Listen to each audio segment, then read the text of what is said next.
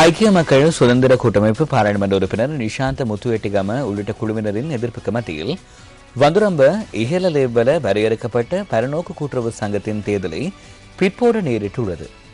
இது தொடர்பான தகவலை தொடரும் செய்திகளில் எதிர்பாருங்கள்.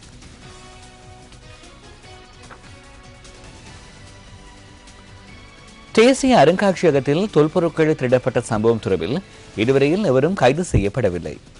இந்நிலையில் அருங்காட்சியகத்தின் ஊழியர்களுக்கு தற்காலிக இடமாற்றம் வழங்கப்பட்டுள்ளதாக தேசிய மரபுரிமைகள் அமைச்சர் குறிப்பிட்டார். இதேவேளை பொதுமக்களின் பார்வைக்காக தேசிய அருங்காட்சியகமானது நாளை முதல் திறந்து வைக்கப்பட உள்ளது.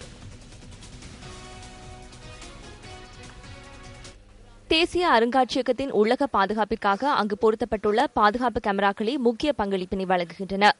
கேமரா கட்டமைப்பு செயற்பட்ட நிலையில் அதில் பதிவான அனைத்து காட்சிகளும் போலீசாரிடம் ஒப்படைக்கப்பட்டுள்ளதாக அருங்காட்சியகத்தின் பணிப்பாளர் குறிப்பிட்டார்.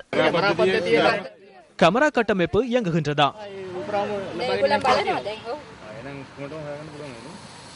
கேமரா கட்டமைப்பு இயங்குகின்றது. ஆம், அதனை அவர்கள் பார்க்கின்றனர். அனைத்தையும் நாம் ஒப்படைத்துள்ளோம். சரியான முறையில் இயங்குகின்றதா? ஆமாம், இயங்குகின்றது. அங்கு எச்சரிக்கை சமிச்சை கட்டமைப்பு காணப்படவில்லை. இரவு நேர கண்காணிப்பு கேமராவை பொருத்தப்பட்டுள்ளது. ஆனாலும் இந்த சம்பவம் இடம்பெறுவதற்கு 2 தினங்களுக்கு முன்னர் பாதுகாப்பு கேமராக்கள் செயலிழந்திருந்தமையே பிரச்சினைக்கான காரணம் என தேசிய மரபுரிமைகள் அமைச்சர் குறிப்பிட்டார். யாராவது வெளிநபர் ஒருவர் வந்தால் அதனை பதிவு செய்வதற்கான கேமரா கட்டமைப்பு கடந்த 15ஆம் தேதி வரை இயங்கியிருந்தது. பின்னர் அது செயலிழந்துள்ளமையே எமக்குள்ள பிரச்சினையாகும். இதேவேளை ஸ்ரீ ஜெயவர்தனபுர பல்கலைக்கழகத்தின் தொல்பொருள் தொடர்பான சிரேஷ்ட விரிவுரையாளர் கலாநிதி தம்பர அமில தேரர் இந்த புராதன பொருட்களின் பெறுமதி தொடர்பில் கருத்து வெளியிட்டார். මීට වසර 400කට 500කට එහා ඒ කියන්නේ නුවර අවධියට අයත් இன்றைக்கு சுமார் 400-500 வருடங்களுக்கு முன்னர், அதாவது கண்டி ராசதானி காலத்துக்குரிய தொல்பொருட்களே களவாடப்பட்டுள்ளன. பொருட்களுக்கு விலை பெறுமதி கிடையாது. அவை தயாரிக்கப்பட்டுள்ள மூலப்பொருட்களுக்கும் பெறுமதி கிடையாது. சரித்திர முக்கியத்துவம், தொல்பொருள் முக்கியத்துவமே அதில் காணப்படுகின்றது. இத்தகைய புராதன பொருட்கள் நாட்டின் பெருமதிமிகு வரலாற்றையே பிரதிபலிக்கின்றன. அருங்காட்சியகத்தில் இதனை விட மேலும் பல விலை மதிப்பெற்ற தொல்பொருட்கள் உள்ளன. මේක විශාල අර්ථයක් ඇතුව කරපු කාර්යයක් බව පේනවා. මොකද මීට වඩා යම්කිසි වටිනාකම් තිබෙන දේවල් පුරාවස්තු පුරා කෞතුකාගාරේ තිබෙනවා. கண்டி ராசதானிக்குட்பட்ட 9 தங்க வாள்கள், தொல்பொருள் திணைக்களத்திலிருந்த மிக அரிதான மோதிரம் மற்றும் போர்த்துகீச மற்றும் ஒல்லாந்தர் காலத்திற்குட்பட்ட நாணயங்கள் தேசிய அருங்காட்சியகத்திலிருந்து திருடப்பட்டுள்ளன.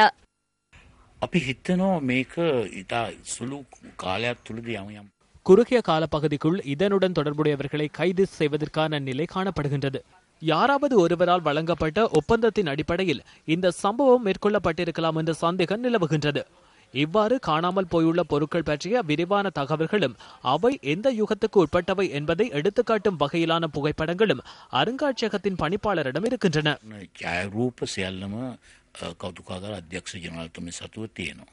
இந்த சம்பவம் தொடர்பில் போலீஸ் ஊடக பேச்சாளர் போலீஸ் அத்தியட்சகர் அஜித் ரோஹனவிடம் நாம் வினவினோம். திருட்டு சம்பவம் தொடர்பில் சுமார் 20 பேரிடமிருந்து குற்றப்புலனாய்வு திணைக்களத்தினரால் வாக்குமூலம் பதிவு செய்யப்பட்டுள்ளதாக அவர் குறிப்பிட்டார். அத்துடன் இந்த பொருட்கள் யாராவது ஒரு நபரிடம் இருந்தால் அது தொடர்பில் போலீசாருக்கு அறிவிக்குமாறும் போலீஸ் திணைக்களம் கேட்டுக் கொண்டுள்ளது.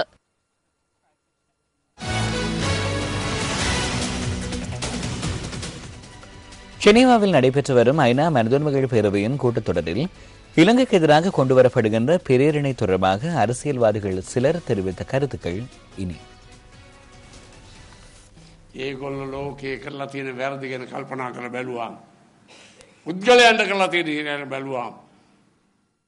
அவர்கள் இழைத்திருக்கும் குற்றங்களை கவனத்தில் கொள்ளும் போது, மக்களை அவர்களை துன்புறுத்திய விதம் தொடர்பாக கவனம் செலுத்தும் போது, அரசு தலைவர்கள் கொலை செய்யப்பட்டதை கவனத்தில் கொள்ளும் போது இதுவும் குற்றமா என்ற எண்ணம் வருகிறது. அபிவிருத்தி அடைந்த நாடுகள் ஏனைய நாடுகளை அடிமைகளாக்கி தமக்கு தேவையானவர்களிடம் ஆட்சியை ஒப்படைத்து சூறையாடும் திட்டத்தை முன்னெடுக்க எதிர்பார்க்கின்றன.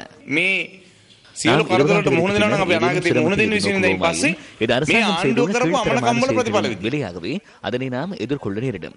ஜனநாயகம், மனிதுரிமைகள் ஆகியன தேவை என்பதை கூறுவதற்கான உரிமை எமக்கு உள்ளது. அதனை ஜெனீவாவில் கூற வேண்டிய தேவை கிடையாது. அமெரிக்கா எம்மை குறை கூறுவது தொடர்பிலேயே நாம் வெட்கமடைய வேண்டும்.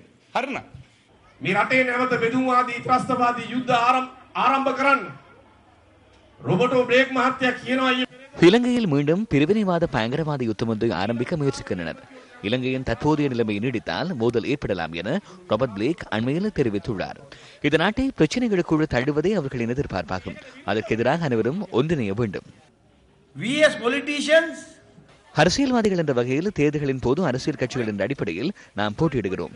தேர்தல் முடிவடைந்ததும் மக்களுக்காகவே நாம் சேவையாற்ற நேரிடுகிறது. ஆகவே இது போதும் என நாம் அமெரிக்காவுக்கு கூறுகிறோம். இலங்கைக்கு எதிராக தடைகளை விதிக்கவோ பிரேரணைகளை சமர்ப்பிக்கவோ கூடாது. அமெரிக்காவின் நடவடிக்கையை நாம் எதிர்க்கிறோம், அதனை நிராகரிக்கிறோம். எத்தகைய தடைகள் வந்தாலும் நாம் நிச்சயமாக அதனை தோற்கடிப்போம்.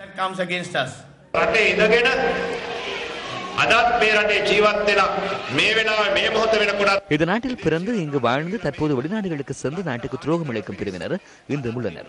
மறுபுறம் சமூகத்தை கட்டியெழுப்புவதற்காக அமைதியான முறையில் செயற்படும் தரப்பினரும் நமது சமூகத்தில் இருப்பதை நான் காண்கிறேன்.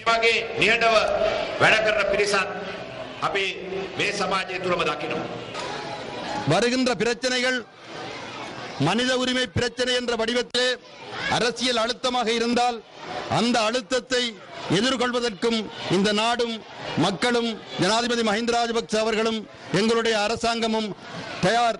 அதில் சிங்கள, தமிழ், முஸ்லிம் மக்கள் என்ற வேறுபாடு கிடையாது. ஜெனீவாவிலே நடக்கிற அந்த மகாநாட்டில் என்ன தீர்மானம் வந்தாலும் எங்களுடைய செய்தி, நாங்கள் மீள் நல்லிணக்கத்திற்கும் சமத்துவமான வாழ்வுக்கும் தயார் என்பதை நிரூபிக்க வேண்டிய கடமை பொறுப்பு எப்பொழுது நமக்கு இருந்து கொண்டே இருக்கிறது.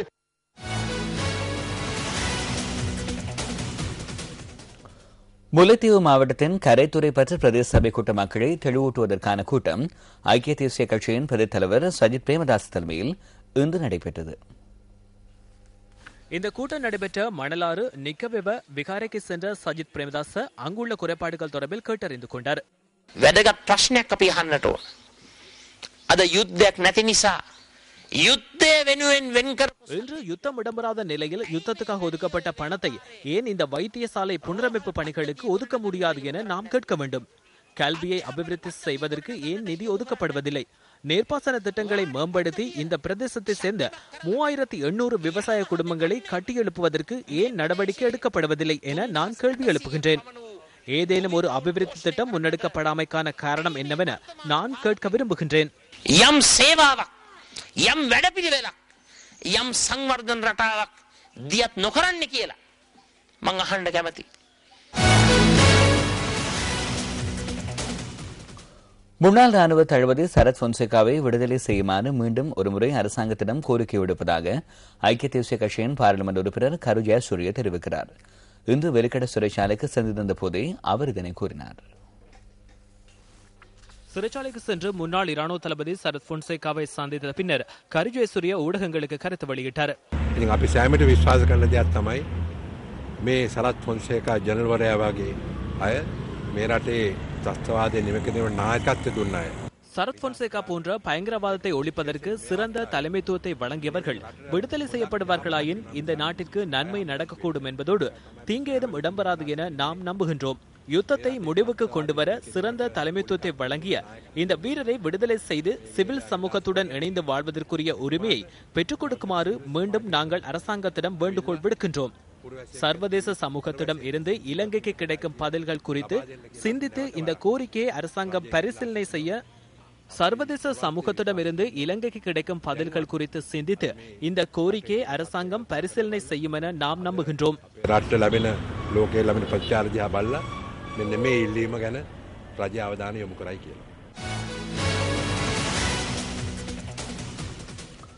கொட்டாஞ்சேனை பிரதேசத்தில் வர்த்தக நிலையம் ஒன்றை உடைத்துக் கொண்டு குப்பை லோரி உட்பிரவேசித்ததால் பெண்ணொருவர் உயிரிழந்துள்ளார். சம்பவத்தில் மேலும் 3 காயமடைந்துள்ளனர். நிறுத்தி வைக்கப்பட்டிருந்த குப்பை லோரி பின்னோக்கி சென்று வர்த்தக நிலையத்தில் மோதியுள்ளதாக போலீஸ் ஊடக பேச்சாளர் போலீஸ் அத்தியட்சகர் அஜித் ரோஹன தெரிவித்துள்ளார். கொட்டாஞ்சேனை எல்விஸ் பிளேஸ் பிரதேசத்தில் இன்று காலை 10 மணிக்கு இந்த விபத்து இடம்பெற்றுள்ளது. குறித்த வர்த்தக நிலையத்தின் உரிமையாளரான 26 வயதான பெண்ணொருவரே இந்த விபத்தில் உயிரிழந்துள்ளார். சம்பவத்தில் காயமடைந்த 3 கொழும்பு தேசிய வைத்தியசாலையில் அனுமதிக்கப்பட்டுள்ளதாக எமது செய்தியாளர் குறிப்பிட்டார். இந்த லாரியை நிறுத்தி வைப்பதற்காக மரக்குற்றி ஒன்று வைக்கப்படுகின்ற போதிலும் சம்பவம் இடம்பெற்றிருந்த போது அது வைக்கப்பட்டிருக்கவில்லை என பிரதேசவாசிகள் கூறினர். அங்கே வாகனத்தை நிறுத்தி வைத்தவுடன் அந்த மரக்குற்றியை வைப்பார்கள்.